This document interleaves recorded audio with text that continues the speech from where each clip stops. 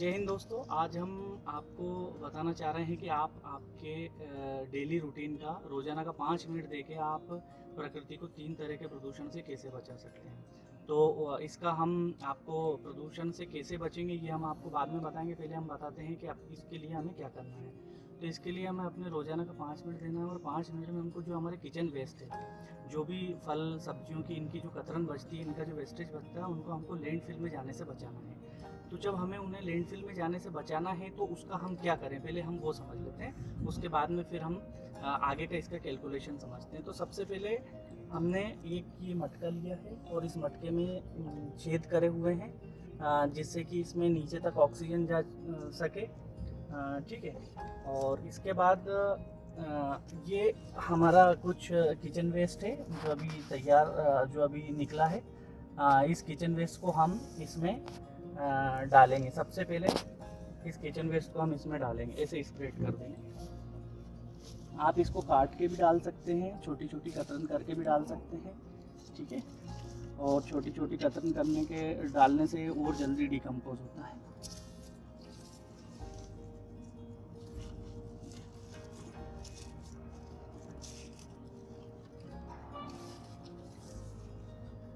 क्योंकि हमने 5 मिनट की बात करी है तो 5 मिनट के लिए हमने आपको उस चीज़ से भी दूर कर दिया। ऐसा ज़रूरी नहीं है कि हम छोटे काट के डालें, ये थोड़ा सा ज़्यादा समय लेता है। अब ये हमने पूरा इसको इससे फिल कर दिया। इससे फिल करने के बाद हमें इसमें कुछ सूखे पत्ते डालने रहेंगे। जनरली हम नीम के सूखे पत्ते डालते हैं जो आसानी से उपलब्ध हो जाते हैं हमारे पास में। लेकिन अभी हमारे यहाँ जो भी सब्जियाँ और जो भी बेल लगी हुई थी उनसे जो सूखा कचरा जो निकला है वो हम इसमें डालेंगे। तो लगभग 2 से 2.5 इंच की हम वो परत बना देते हैं किचन वेस्ट की। उसके बाद हम सूखे कचरे की भी 2 से 2.5 इंच की परत बना देते हैं।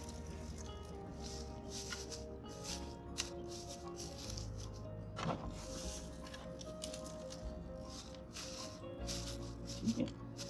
इसके बाद हम इसको एक ऐसे कपड़े से ढक देते हैं जिससे एयर सर्कुलेशन बना रहे, मतलब इसके अंदर एयर जाती रहे तो इसको आसानी से।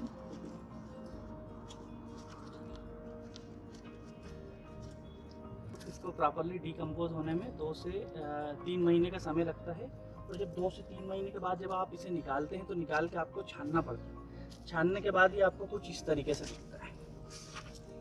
ये जो बचा हुआ है ये पूरा इस तरीके से दिखता है।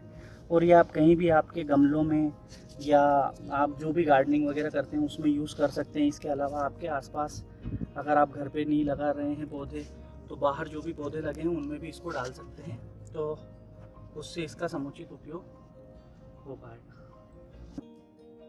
किचन वेस्ट से खाद बनाने के इससे बहुत अच्छे वीडियो आप YouTube पे आसानी से देख सकते हैं। लेकिन हमारा मुख्य उद्देश्य जो था वो मैं अब आपको बताता हूँ कि उदाहरण के तौर पे आप ये मान के चलिए कि आप अगर सिर्फ 5 मिनट देते हैं और सिर्फ 5 मिनट में आप अगर आपके पूरे परिवार, मिनिमम हम लेके चलते हैं कि मिनिमम 200 ग्राम भी अगर किचन वेस्ट जनरेट करता है पर डे का, तो 5 फैमिली मिला के 1 kg करती है ना। तो अगर हम ये मान के चले कि ऑल ओवर इंडिया से अगर 10 करोड़ परिवार भी इस प्रकार से अगर बचत करते हैं, अपना 5 मिनट देके 200 ग्राम मिनिमम लेके चल रहे हैं, 200 ग्राम कचरा भी अगर वो किचन वेस्ट से खाद बनाने के रूप में उपयोग करेंगे तो टोटल काउंटिंग जो होगी वो आप देखिए कि 2 करोड़ केजी के आसपास आपका डेली का कचरा लैंडफिल में जाने से बच रहा है। अब लैंडफिल में जाने के बाद किस तरीके से प्रदूषित करता है वातावरण को, किस तरीके से नेचर के लिए हार्मफुल रहता है, उसके बारे में हम चर्चा करते हैं। तो सबसे पहले तो ये जब वहाँ पे जाता है तो आपने बहुत सारी जगह देखा होगा आग लगी हुई रहती है, लैंडफिल में अपने आप लग जाती है या जो भी लगाई जाती है। तो उससे ये जब कचरा वहाँ जाता है तो इससे जो गैस उत्सर्जित होती है वो वायुमंडल को नुकसान पहुंचाती है। तो उससे तो ये एक वायु प्रदूषण हो गया। दूसरा, जब बारिश होती है तो ये जो कचरा है इससे पानी रिसते हुए जाता है तो नदी तालाबों इनको गंदा करता है, तो जल प्रदूषण हो गया। प्लस धीरे धीरे ये लैंडफिल वाली जो जगह है प्लस आसपास के इसके एरिया हैं, जब ये जमीन के अंदर जाता है रिसता हुआ तो ये मृदा प्रदूषण भी उत्पन्न करता है। तो आप ये आसानी से समझ सकते हैं कि 5 मिनट देकर हम हमारी प्रकृति को 3 तरह के प्रदूषण से कैसे बचा सकते हैं। और मैं आशा करता हूँ कि आप मैं क्या कहना चाहता हूँ वो समझ में आ गई होगी आपको बात। और इसके लिए हम ये चाहते हैं कि आप अगर इस प्रकार का काम पहले से करते हैं तो आपको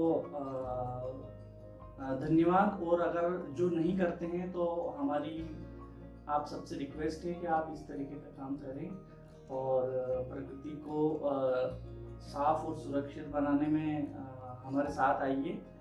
इसके लिए हम हैशटैग 5 मिनट फॉर नेचर करके चला रहे हैं। तो आप जो भी आपकी पोस्ट डालते हैं कमेंट्स में या किसी भी प्रकार से, तो उसमें इस हैशटैग का प्रयोग जरूर करें। जय हिंद, जय भारत।